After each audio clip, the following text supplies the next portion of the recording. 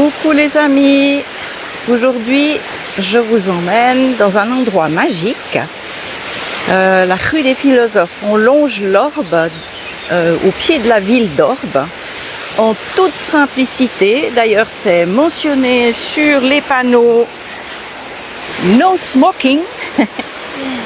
On vient là en toute décontraction.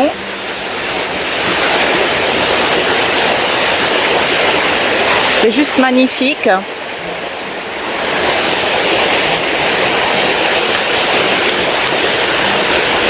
Par contre, je vois qu'il y a eu vraiment beaucoup d'intempéries parce que d'habitude, l'eau, elle est tellement bleue, transparente.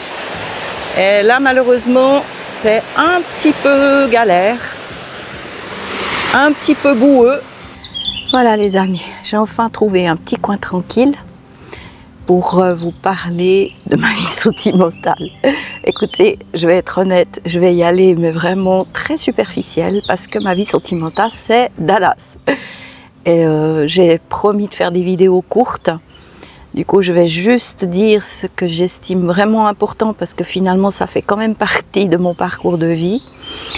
Pour résumer, si je reste un peu dans le cadre, eh ben, ma vie sentimentale n'est pas une rivière tranquille. Il y a aussi pas mal de boue, mais je veux vous parler de ça avec quand même beaucoup de recul, même de l'humour, parce que voilà, ma vie, j'ai réussi vraiment à passer par-dessus et maintenant j'ai vraiment plus de problème à en parler. Quand je suis partie en Suisse allemande pour fuir un petit peu mon passé scolaire, d'enfant, de harcèlement, de rejet, de manque d'amour, je suis partie avec franchement pleine d'espoir et surtout plein de rêves, mais tellement naïfs, tellement utopiques. Moi, je suis quelqu'un un petit peu bisounours comme ça. J'aime tellement tout le monde et j'ai tellement d'empathie pour tout le monde que j'ai l'impression que tout le monde est comme moi, et puis je l'ai appris à mes détriments, c'est pas le cas. Et dans ma valise pour partir, j'avais toujours cette dépendance affective. J'avais énormément de peur de solitude aussi, ça m'a pas aidé. J'avais une image de l'homme, de la femme et du couple qui était biaisée par mon enfance et mon éducation. Donc je suis partie, j'avais pas forcément tous les bons outils en main. Soif d'amour.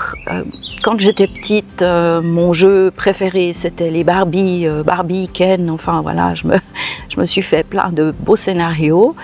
Mon adolescence, j'ai énormément lu des romans photos, pleine de belles histoires d'amour, enfin voilà. Donc en gros, je suis partie naïve, assoiffée d'amour, dans une dépendance affective assez importante, avec des rêves complètement utopiques. Et voilà, et quand on part avec ce genre de bagage pour chercher l'amour, en fait, on est un bel asticot au bout d'un bouchon et on attire beaucoup de gros poissons de toutes sortes. Et voilà, du coup, je peux vous dire que ça n'a pas été facile. Je veux juste dire, disons que ma première relation, ma plus belle, je peux dire, histoire d'amour que j'ai vécue, j'avais 17 ans. Franchement, de celle-là, je n'ai que des bons souvenirs, mais ça s'est fini vraiment catastrophe, parce que là, mon père, jusqu'à ma majorité, avait encore ce contrôle sur moi. Et comme il s'appelait Jurk, était majeur et moi mineur, mon père a profité d'un petit moment où j'étais pas là pour le menacer de porter plainte pour détournement de mineurs. Et mon copain m'a larguée dans l'heure qu'a suivi, sans explication. Et les explications, je les ai eues, j'avais 40 ans. Mais voilà, du coup, là, ça a été vraiment un gros chagrin, mon premier gros chagrin. Et puis après, les autres histoires, franchement, c'était d'un échec à un autre. Je peux peut-être juste dire que celles qui m'ont marquée, c'est les deux dernières. L'avant-dernière, je suis entrée vraiment dans la violence. Là, c'était plus de la violence verbale, c'était violence psychologique, des choses comme ça. Bon, il m'a quand même jeté par-dessus un mur où j'ai failli tomber dans le lac. Enfin, il y avait quand même de la violence déjà bien réelle.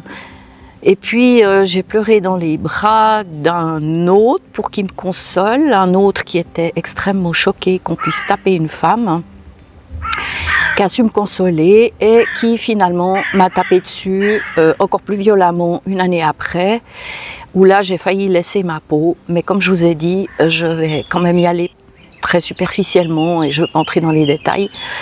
Mais je suis rentrée en Suisse romande après toutes ces années de galère au niveau sentimental, avec peu de choses d'ailleurs, parce que j'ai dû quitter, on habitait ensemble, j'ai dû tout quitter, j'ai pu récupérer qu'un tiers de mes affaires.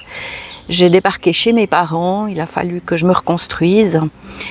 Et voilà. Et c'est là que j'ai rencontré mon mari. Voilà, j'avais 25 ans. J'ai rencontré mon mari et mon mari est tombé sur une femme complètement détruite. Voilà, et j'ai tout de suite perçu chez lui son côté... Enfin, j'avais confiance en lui.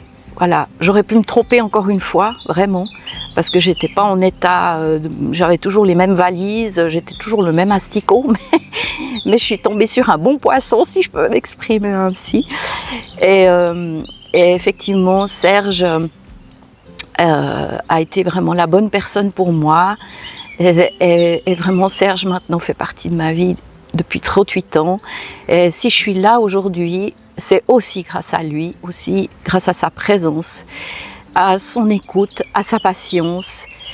Parce que je vous expliquerai peut-être un petit peu plus dans la vidéo suivante. Le sujet, ce sera justement ma santé psychique, mon moral, ma dérive, un petit peu plus expliquée. Alors voilà, mais pour ma vie sentimentale, je vais m'arrêter là.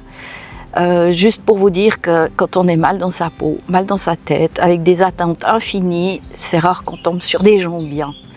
Alors voilà, mais ça fait rien. J'ai appris quand même beaucoup de choses et je voulais juste faire cette courte vidéo quand même pour en parler, même si c'était pas très dans le détail. Voilà, je vous retrouve pour la prochaine vidéo pour parler de mon état psychique durant les années suivantes. Je vous fais un gros bisou et à tout bientôt.